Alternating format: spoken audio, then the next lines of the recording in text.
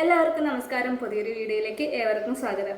ഇന്നത്തെ വീഡിയോയിൽ നമ്മുടെ സമൂഹത്തിൽ ഇപ്പോൾ നടക്കുന്ന ഒരു പ്രധാനപ്പെട്ട വിഷയത്തെപ്പറ്റി സംസാരിക്കാനാണ് ഞാൻ വന്നിട്ടുള്ളത്.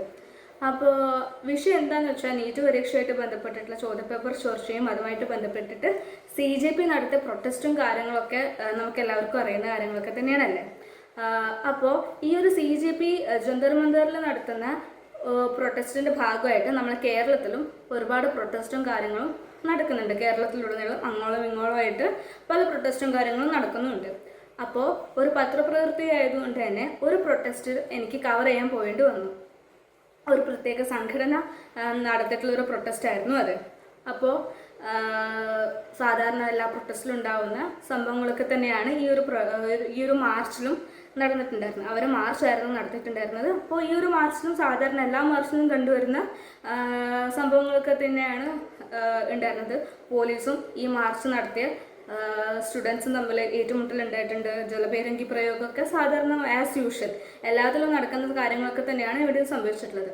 പക്ഷേ അവരത്രയും സീരിയസ് ആയിട്ട് ഈ ഒരു വിഷയത്തിന് എത്രത്തോളം സീരിയസ് ആയിട്ട് കാണണോ അതേ സീരിയസ്നെസ്സോട് കൂടിയിട്ട് കാര്യങ്ങൾ ചെയ്യുന്ന സമയത്ത് പലരും അവരുടെ കൂടെ വന്നതാണോ എന്താണെന്ന് അറിയില്ല. പക്ഷെ ഈ ജലപീരങ്കി ഉപയോഗിക്കുന്ന സമയത്തൊക്കെ അവിടെ ഉണ്ടായിരുന്ന കുറച്ച് കുട്ടികൾ വളരെ സന്തോഷത്തോടു കൂടിയിട്ട് എന്തോ മഴ പെയ്യാണെന്നുള്ള ആ ഒരു ഫീലോട് കൂടിയിട്ട് ഭയങ്കര സന്തോഷ പ്രകടനത്തോടു കൂടി ആ ഒരു ജലപീരങ്കി ഇതാക്കുന്ന അവിടത്തേക്ക് പോയി ഭയങ്കര ഒരു ആഹ്ലാദ പ്രകടനമൊക്കെ നടത്തുന്നത് കണ്ടിട്ടുണ്ട്.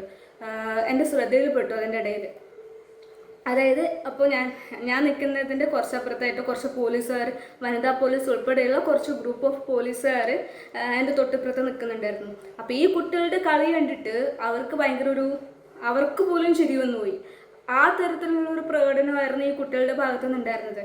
അപ്പോൾ ഇതുപോലെ സീരിയസ് ആയിട്ടുള്ളൊരു ഇഷ്യൂ നടക്കുമ്പോൾ പോലും അതിൻ്റെ സീരിയസ്നെസ് മനസ്സിലാക്കാതെ അത് എത്രത്തോളം വലിയ ഇഷ്യൂ ആണ് ഒന്നും മനസ്സിലാക്കാതെ ഇതെന്തിനാണ് ഇവർ പ്രൊട്ടസ്റ്റ് നടത്തുന്നതെന്നോ ആർക്കെതിരെയാണ് പ്രൊട്ടസ്റ്റ് നടത്തുന്നതെന്നോ ആരാണ് പ്രൊട്ടസ്റ്റ് നടത്തുന്നതെന്നോ യാതൊരു വിധത്തിലുള്ള ഐഡിയ ഇല്ലാതെ ഇതിന് വെറും ഒരു തമാശയായിട്ട് കാണുന്ന ടീമും ഉണ്ടെന്ന് എനിക്കിപ്പോൾ മനസ്സിലായി.